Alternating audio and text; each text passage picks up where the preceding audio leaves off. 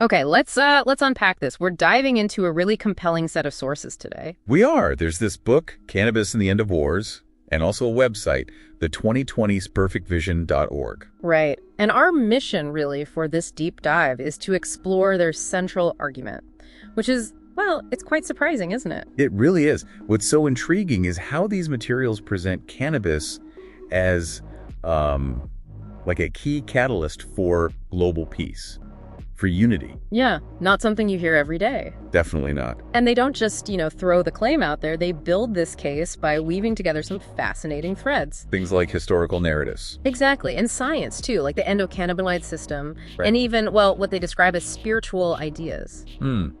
It all sort of converges on this unique path they propose towards international harmony. So we're here to pull out the important bits, understand how they think this works, and really get to the core of why they see cannabis as key to, as they put it, healing nations. The main thesis, especially from the book, it's pretty bold, that cannabis has this inherent power to transform things. Specifically for resolving global conflicts. Yeah, and fostering cooperation. It's framed less as, recreational and more like a fundamental tool for changing society. And they try to ground this historically, right? The sources look back. They do. They discuss its use in different cultures, often pointing to roles in medicine or spiritual practice, community rituals. And they even try to find historical records that, well, according to them, link cannabis use with things like peace treaties or conflict resolution ceremonies. Right. Looking for those patterns in the past to kind of bolster their claim for today. And they pivot to science. Building on that history, yeah. They bring in the endocannabinoid system, the ECS. Which is, just briefly, that signaling network in our bodies that interacts with cannabis compounds. Exactly. And the sources argue that by influencing this system, cannabis might promote behaviors they see as leading to peace. Like enhancing empathy, maybe? Reducing aggression? That's what they mentioned, yeah. Facilitating more open dialogue. They're trying to lay down a sort of biological basis for these other claims. So it's this interesting mix, looking back through history, connecting it with a modern scientific idea about how the plant might affect us. And the big picture they paint is this global framework for cannabis-assisted diplomacy. Where nations could consciously use the plant's effects to, I guess, find common ground, build trust. That's the idea.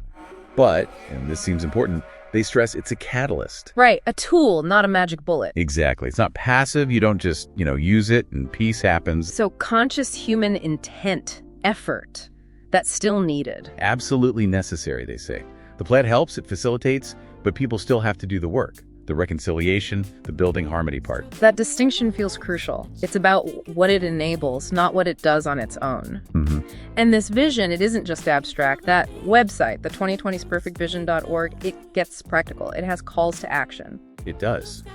Specific things for people to do globally to try and make this vision real. First, they call for signing a global peace treaty. Okay, what does that mean exactly? Like a UN thing? Not necessarily, at least not initially as they describe it. It seems more like a symbolic declaration, signed by individuals, maybe communities, all over the world. A kind of public commitment to this peaceful idea. Ah, okay. A grassroots statement of principle. Precisely. And second, critically, they explicitly push for supporting cannabis legalization. And for them, that's not just about personal choice or money. No. It's framed as a necessary policy change, a global prerequisite almost for cannabis to fulfill this proposed role as a tool for international healing. Prohibition is seen as a direct barrier. Wow. So allowing this plant globally becomes, in their view, a geopolitical must for peace. That seems to be the core of it. And the third directive is to join the global gathering. A gathering, like a conference. Maybe. The website suggests it as a collective event, or maybe a series of them. A practical forum to kickstart these changes and formalize what they call a New World Order. Okay, New World Order. That phrase definitely has baggage. It does, but these sources seem very intentional about presenting it positively. They tie it directly to principles of love, peace, and harmony. So they're trying to redefine or, reclaim that term? It appears so, yeah. Anchoring it to these universally positive values and their specific vision for unity, helped along by cannabis. The whole approach, from the history to the policy calls, it really challenges the usual ways of doing diplomacy, doesn't it? And current drug policies. Directly portraying them as obstacles to real peace. And that phrase, healing of nations, it really works as a powerful metaphor here. It does. Framing these huge geopolitical problems almost like a collective sickness or trauma that needs a kind of therapy. With cannabis proposed as part of that therapy. It suggests a pretty deep rethinking of how international relations might work. So wrapping this up, what does this all mean for you listening? This deep dive showed us a bold and unconventional vision. Definitely. Cannabis elevated from just a plant to a proposed tool for global healing. A necessary part, they argue, of a new world order built on love, peace, and harmony. And they give concrete actions. Sign a global peace treaty.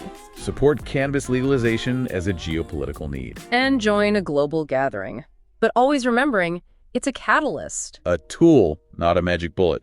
Conscious intent, collective human effort, still vital.